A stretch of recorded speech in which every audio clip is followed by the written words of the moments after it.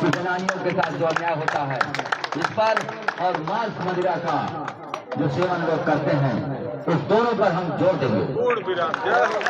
राजा बन महाराज की।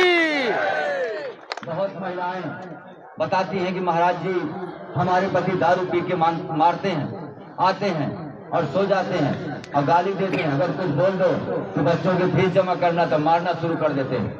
मैं इन सब चीज पर जोर दूंगा और भारत में नशा मुक्त और मांस मदिरा मुक्त करवाने का वचन देता हूँ। राजा बन महाराज की। और इसके लिए हमने एक विचार बनाया है कि एक महिला उत्थान आश्रम खोला जाएगा, जिसमें अब किसी भी माँ बहन को घर छोड़कर कुआं दारा में कूदने की जरूरत नहीं है। महाराज के पास आए और आजीवन रह सकते हैं। इस पर हम काम करें। सच्चे दरबार की। और उन्हें भोजन, पानी, रहने की सुविधा और उसके बच्चों को पढ़ाई की सुविधा महाराज की संस्था देगी, उनका सारी सुविधा देगी। दानी महाराज की।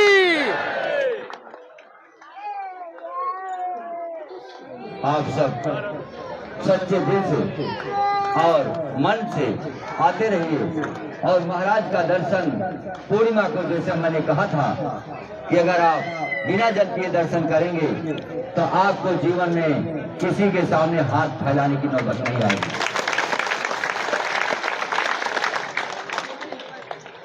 और जैसा कि पहले भी बहुत कुछ हुआ है, तो देखो हमारे पास योगा मास्टर जी खड़े हैं, ये हमारे यहाँ आए थे पिछली बार और इन्होंने 5 दिवसीय योगा सिखाया था। और महाराज जी मुस्कुरा के बोले, कुछ मन में है, कह दो क्या कहना चाहते हो। तो शर्माते हुए बोले कि महाराज जी, एक पुत्र की लालसा है और 18 साल हो गए बेटी को, अभी तक 19 साल 9 महीने हो गए, अभी संतान नहीं थी, कोई एक पुत्र मिल जाता। महाराज ने कहा ठीक है, अपने जनानी को बुलाओ, मैं दृष्टिपात करता हूँ, नारायण की कृपा जैसी होगी।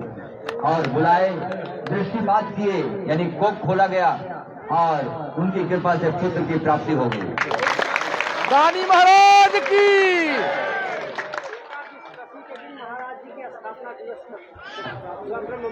हाँ, ब्रह्म मुहूर्त में पुत्र की प्राप्ति हुई और योगा महाराज जी के यहाँ करवाने आते हैं बीच बीच में, और कोई शुल्क नहीं, बस समाज सेवा के लिए आते हैं और करवाते हैं। महाराज जी ने प्रसन्न होकर इन्हें वरदान दिया कि जाओ तुम्हें पुत्र की प्राप्ति हो गया, पुत्र पैदा हो गया है। राजा बन महाराज की।